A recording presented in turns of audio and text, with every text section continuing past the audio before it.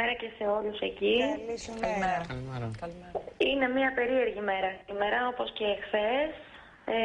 Πολύ έχω στεναχωρηθεί και εγώ, όπως όλοι που έχουν μιλήσει και σε εσάς και γενικότερα στα κανάλια για το συγκεκριμένο θέμα.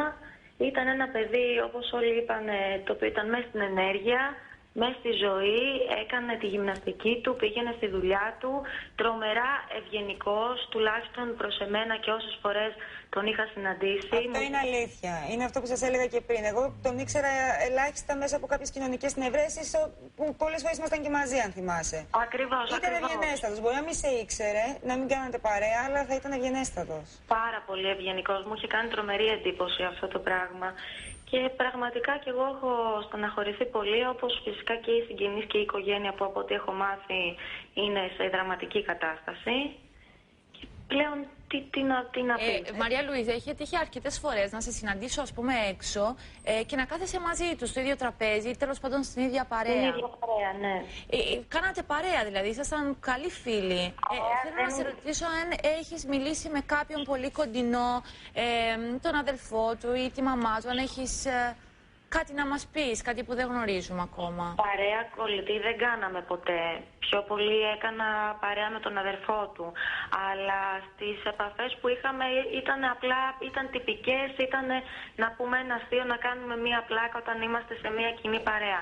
Δεν έχω μιλήσει με κανέναν από το συγγενικό του περιβάλλον για το λόγο του ότι τι να πεις τώρα σε αυτή την περίπτωση. Οι άνθρωποι και να πεις κάτι είναι σε μια κατάσταση που είναι δύσκολο να καταλάβεις κάποια πράγματα. Τώρα είναι βυθισμένοι στον πόνο τους και ό,τι και να πεις δεν μπορείς να τους παρηγορήσεις με κάποιο τρόπο. Τελευταία φορά πότε τον είχες δει, Μαρία Λουίζα? Πριν μία εβδομάδα τον είχα δει σε μια καφετέρια στη Γλυφάδα. Και ήταν μια χαρά, κοινωνικότατος, με την παρέα του, έπινε τον καφέ του, κάνανε πλάκα, γελάγανε. Αυτός εδώ είναι ο αδελφός του, εδώ, το παιδί αυτό που βλέπετε στη φωτογραφία που πέρασε είναι ο αδελφός του. Μοιάζουν καταπληκτικά. Προφανώς δεν είχες μάθει και εσύ, δεν σου είχε πει για κάποιες ενοχλήσεις που ίσως να ένιωθε?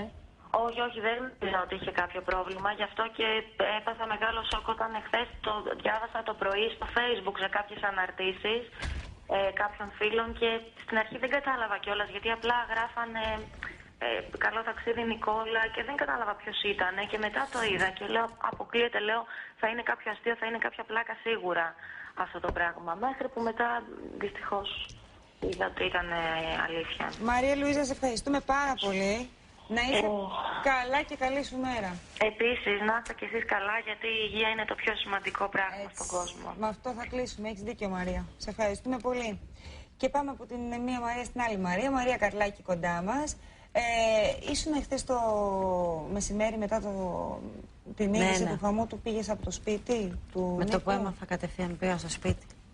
Αυτό σημαίνει ότι ήξερες πολύ καλά την οικογένεια. Ήξερα, ναι, τον ήξερα και τον Νίκο χρόνια. Ήταν από τους πρώτους ανθρώπους που γνώρισα όταν ήρθα στην Αθήνα και γενικά ήταν ένας φίλος που είχα δίπλα μου πάντα.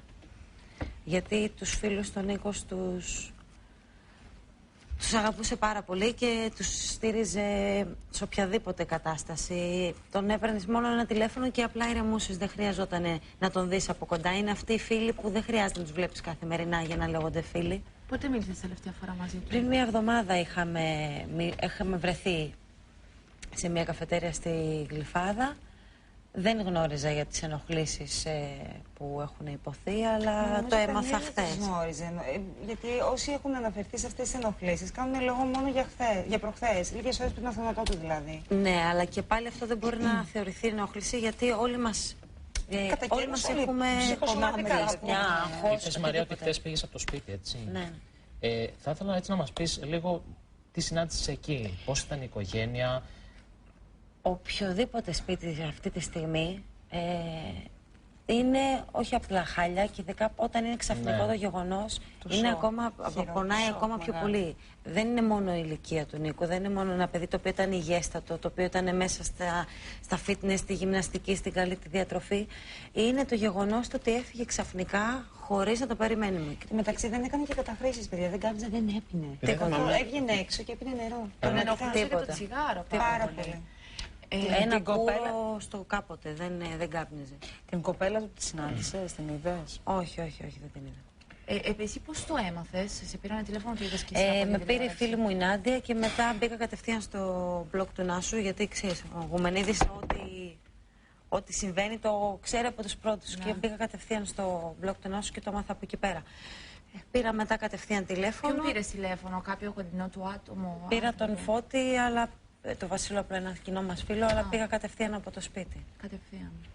Μαρία, θα μείνεις κοντά μας, γιατί ούτως ή άλλως μετά, μιας και το είπες, ανέφερες στο Facebook, πραγματικά εκεί έχει γίνει χαμός με τα μηνύματα που έχουν στείλει άνθρωποι δικοί του, τόσο στο Facebook όσο και στο Twitter, άνθρωποι που τον ξέραν, άνθρωποι που τον γνώριζαν, αλλά και άνθρωποι που δεν τον γνώριζαν, αλλά πραγματικά έχουν συγκλονιστεί από έναν τόσο ξαφνικό θάνατο ενός τόσο νέου και ζωντανού παιδιού, ζωντανό με την έννοια ότι ήταν πολύ δυναμικός και δραστήριος και ενεργητικός.